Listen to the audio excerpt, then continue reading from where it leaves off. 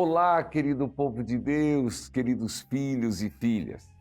Estamos nós aqui para mais uma catequese e hoje nós vamos falar da importância de alimentar-se de Jesus Eucarístico. Gostou do tema? Alimentar-se de Jesus Eucarístico. Desde já, eu digo que estamos com várias catequeses e convido você a comentar com seus amigos e amigas que eles também podem ter acesso a essa catequese, que podem compartilhar, que podem comentar. Eu espero sempre no final o seu like, mas mais do que isso, os seus comentários sobre a catequese que está sendo feita. Como eu disse, hoje, a importância, a necessidade de alimentar-se de Jesus Eucarístico. Você acha importante? Por quê? Vamos lá.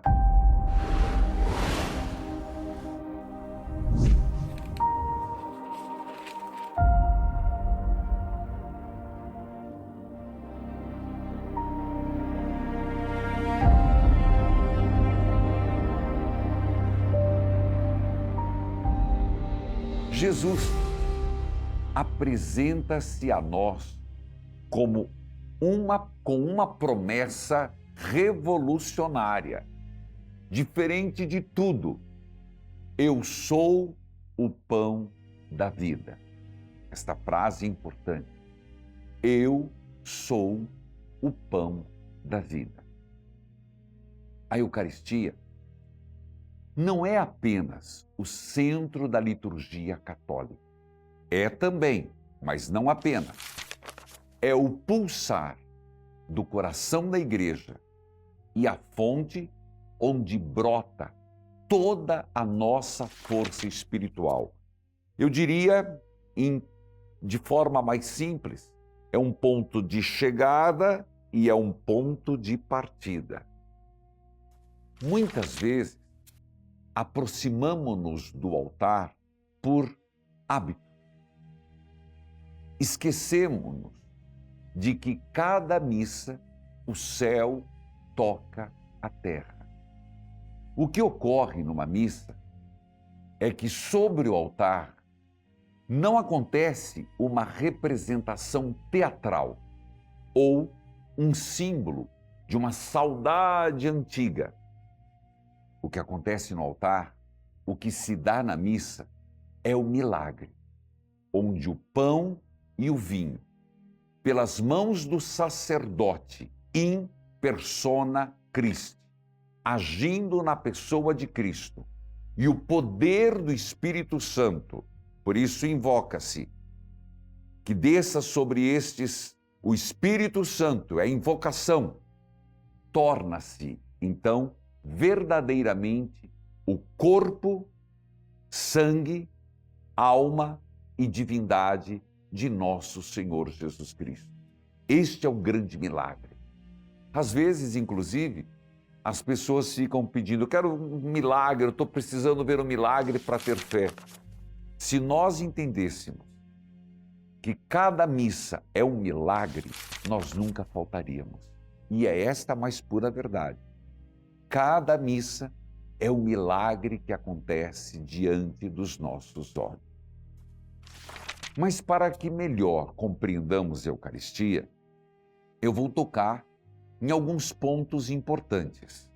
Você já ouviu falar sobre transubstanciação?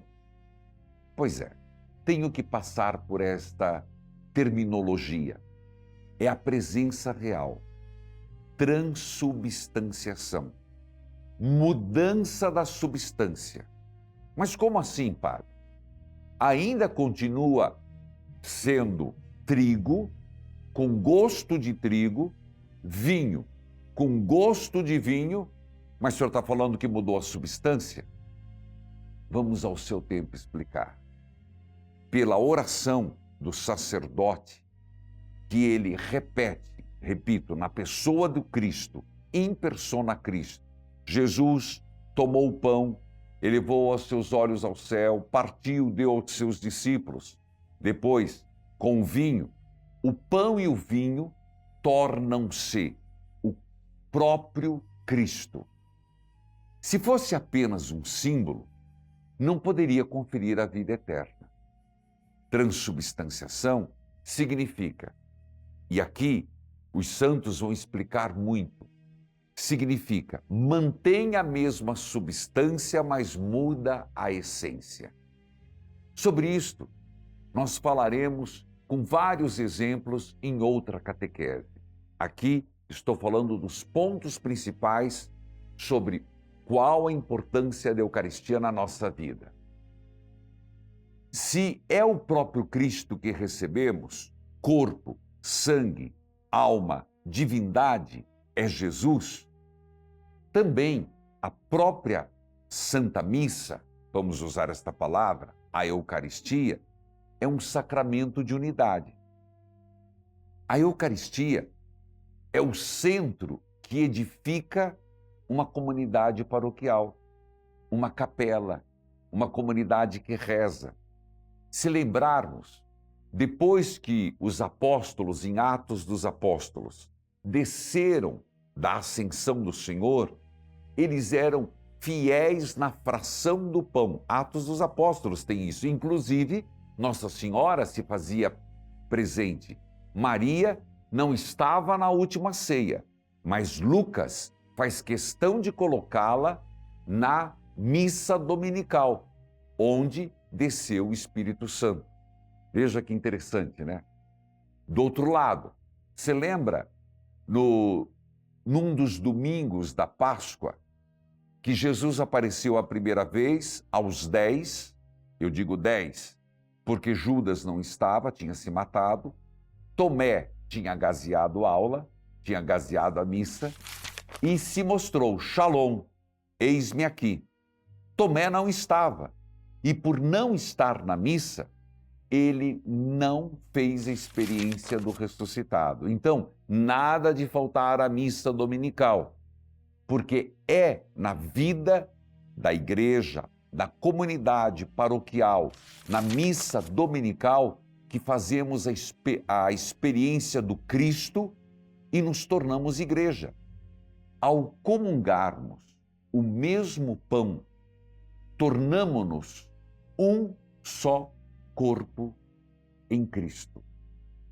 Inclusive, existe um livro muito antigo que dizia assim, que você já comeu alho?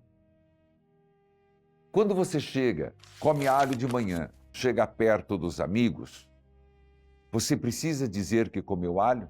Não, a gente sente de longe. O mesmo deveria ser com Jesus. Eu sei que é uma analogia, uma parábola, mas ajuda muito. Quando recebermos Jesus, nós deveríamos agir de tal forma que todos pudessem perceber, tem algo nele de diferente, e não, ao contrário, este comeu alho. Existem algumas condições para receber a comunhão. Para receber o Senhor, é necessário um estado de graça. Vamos explicar o que é esse estado de graça. A ausência do pecado mortal obtida pela confissão. Pelo jejum eucarístico, é algo que ninguém fala mais. Então, ter confessado quando se trata de um pecado mortal. Mesmo que não seja pecado mortal, que tenha uma confissão com certa frequência. Por exemplo, eu adotei na minha vida de confessar pelo menos uma vez ao mês. Por aí você vai tirando base. Eu falei do jejum eucarístico, pelo menos 1 hora antes sem comer. Eu sei que você vai dizer, padre, eu vou na missa às 8. Eu comi em casa. Vale eu contar, eu comi em casa, peguei o carro, cheguei para a missa das 8, a Eucaristia foi mais ou menos 8h40. Sim, está valendo como jejum eucarístico. Então não é contado a partir do início da missa, desde que você comeu a última vez, levando em conta que tem o translado, mais os ritos iniciais, até chegar na comunhão, é o chamado jejum eucarístico. Mas leve a sério. Um outro aspecto importante é lembrarmos que nos tornamos o sacrário vivo. Isso mesmo. Após comungar, todos nós, tendo recebido Jesus, carregamos Jesus por mais ou menos, diziam os santos, um quarto de hora, traduzindo, uns 15 minutos. É o tempo em que a hóstia que comungamos perde as propriedades de hóstia constituída e se dilui. Então, por estes 15 minutos, somos chamados a ter um momento de intimidade profunda, silêncio, gratidão e evitar distrações. Então, por exemplo, eu lanço um questionamento. Quando você comunga, você vai lá, o padre, o ministro ou o diácono, corpo de Cristo, amém. A pergunta, o que você vem fazendo na fila? Oi, tudo bem? Como é que vai você? Depois que você comunga, você sai também cumprimentando os outros? Já sai com o celular na mão para ver a mensagem que chegou? Não é uma forma adequada. Ao contrário, é importante você ir no espírito contrito, receber Jesus, voltar para o banco e rezar. O que rezar? Existem muitas orações. Alma de Cristo, santificai-me, corpo de Cristo, salvai-me. Você pode simplesmente rezar um Pai Nosso, uma Ave Maria. Você pode não rezar nenhuma fórmula, entrar num estado de agradecimento, de interiorização, de conversa livre, espontânea com Jesus. Por isso, não necessariamente você tem que cantar. O canto é para sustentar o rito. Vou repetir, o canto da comunhão, ele tem que ter a ver com Eucaristia. E ele é para sustentar o rito das pessoas irem em procissão. Então, não necessariamente cantar. Se você se sentir melhor, ficar em silêncio, fechar os olhos, se ajoelhar ou não, tem gente que não se ajoelha por um problema físico, isso é o menos importante, o se ajoelhar. Se conseguir, adorar, que assim o faça. Mas entendeu como é importante esse momento depois de comungar? Não é um oba-oba. Tem, sim, um sentido este momento.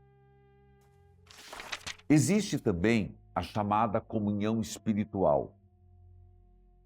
Existem pessoas que, não porque escolheram, muitas vezes são vítimas, e compreendemos, que possuem impedimentos sacramentais.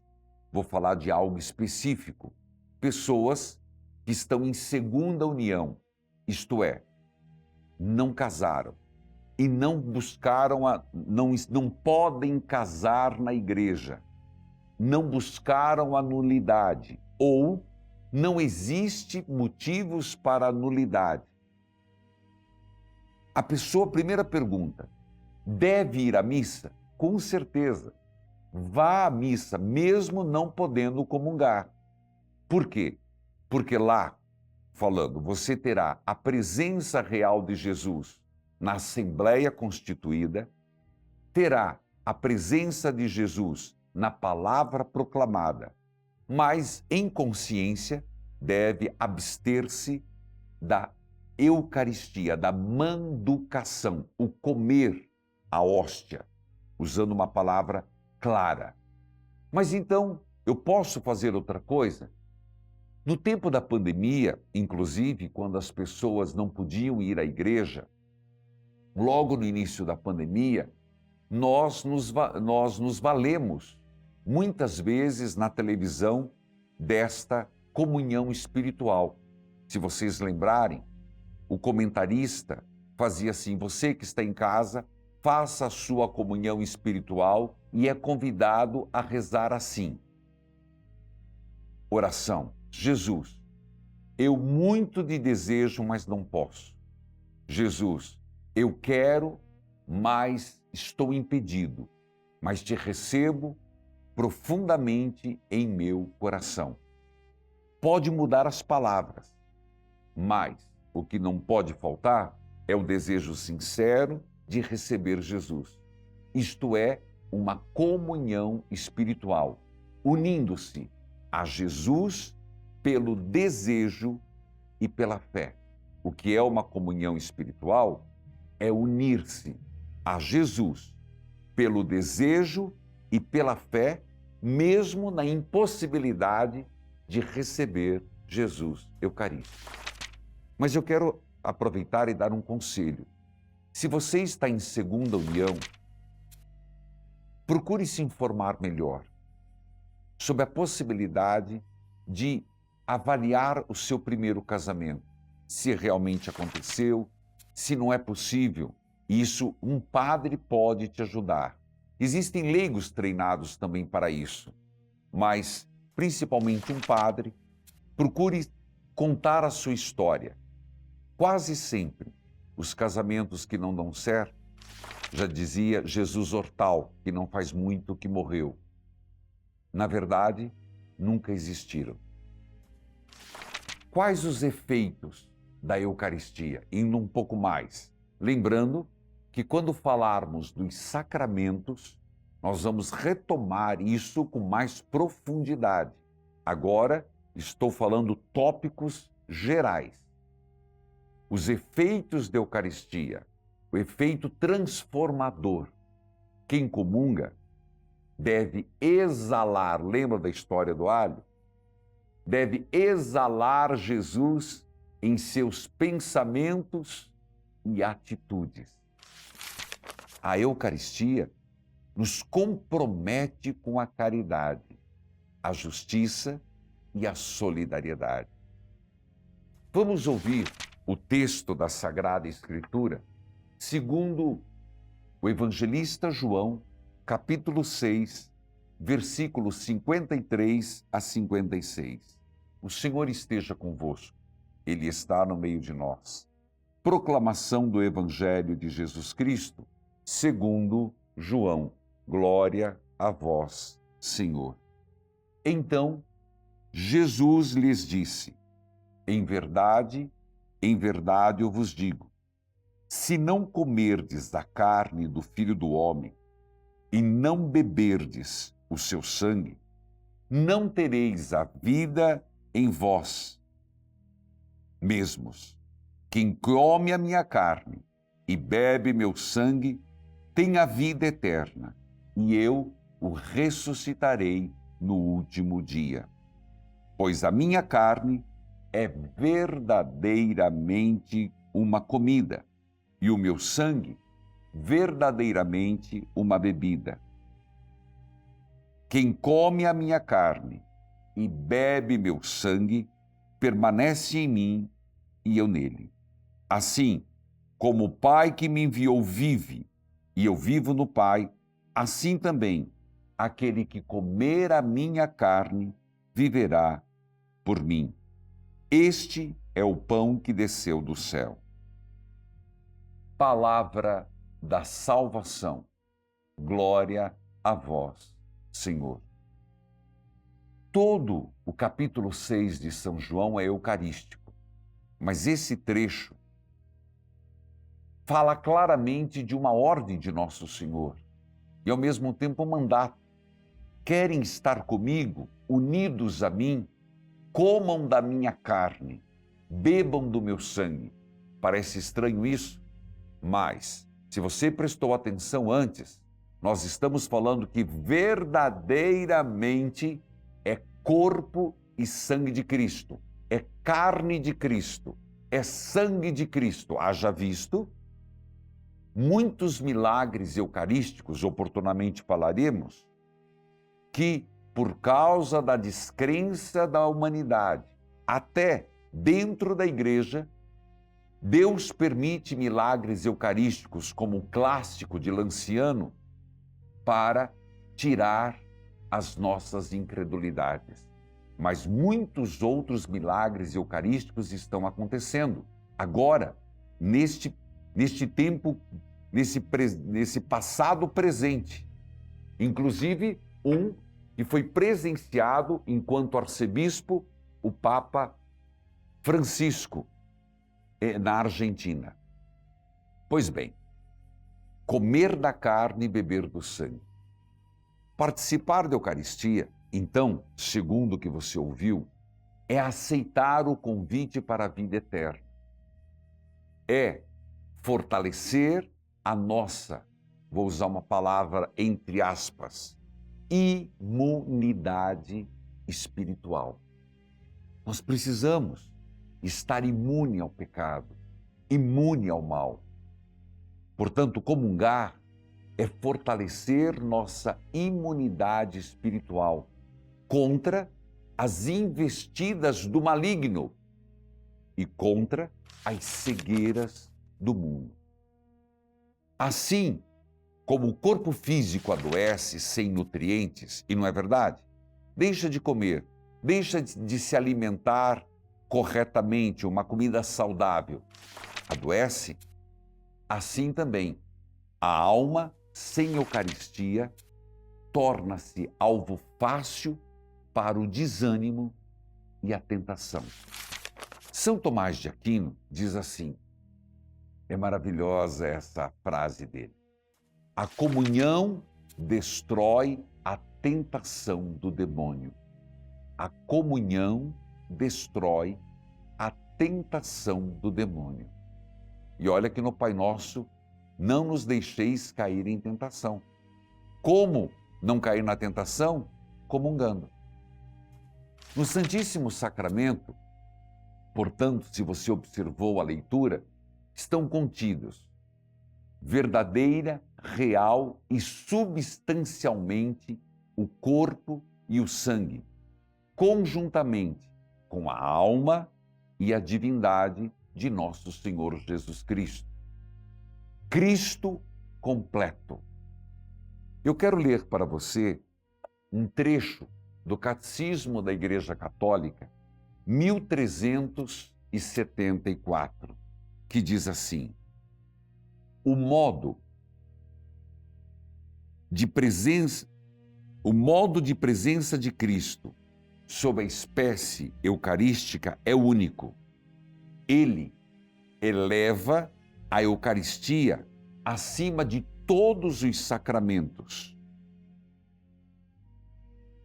Faz com que ela seja como coroamento da vida espiritual e o fim ao qual tendem todos os sacramentos. No Santíssimo Sacramento da Eucaristia estão contidos verdadeiramente, realmente, substancialmente, o corpo e o sangue, juntamente com a alma, divindade de nosso Senhor Jesus Cristo.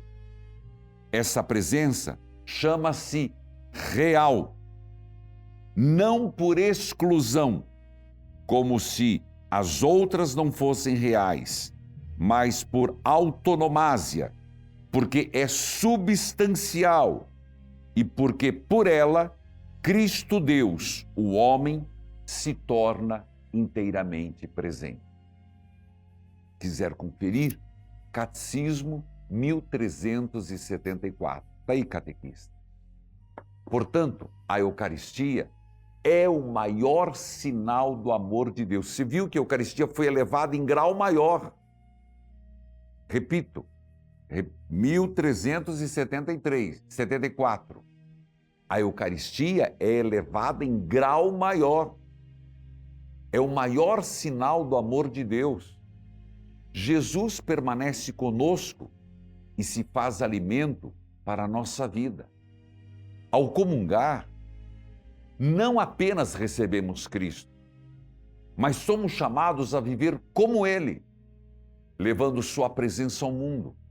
Quanto mais nos alimentamos deste pão da vida, mais fortes nos tornamos na fé. Quanto mais nos alimentamos do corpo de Cristo, mais forte nos tornamos na fé, na esperança, na caridade.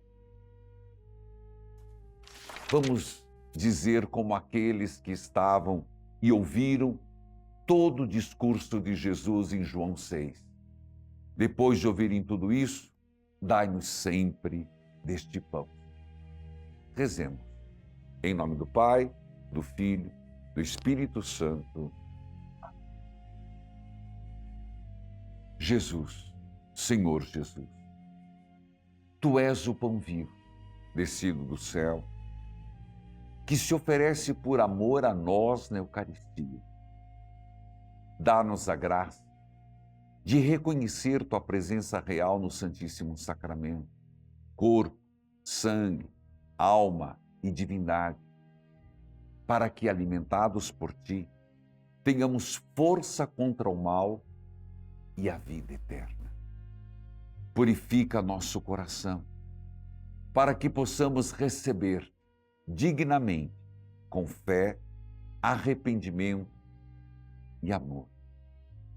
Que cada comunhão nos transforme em sacrários vivos, testemunhas da Tua caridade, comprometidos com a justiça e a solidariedade. Jesus, permanece em nós e faz de nossa vida um reflexo da Tua presença. Gostou desse material? Gostou desta catequese? Bom, se gostou, dá um likezinho, um joinha. E mais do que isso, comente com os amigos. Leve isso para a catequese, para o teu grupo de oração, leve isso para o grupo das Capelinhas de Jesus das Santas Chagas. Mais um tema a ser aprofundado. Eu acredito muito na catequese permanente. E fale para as pessoas que existe essa catequese e que eles também podem fazer. Por isso, divulgue, seja anunciador da Boa Nova. O Senhor esteja convosco. Ele está no meio de nós. Abençoai, Senhor, a todos, por intercessão de Nossa Senhora do Carmo, São Pio de Pietreutina, nos méritos das Santas Chagas. Em nome do Pai, do Filho, do Espírito Santo. Amém. Até a próxima catequese. Espero por você. Evangelizar é preciso. Curtiu esse vídeo? Então se inscreva no canal e envie para o seu amigo ou familiar que precisa de conselhos espirituais. Evangelizar é preciso.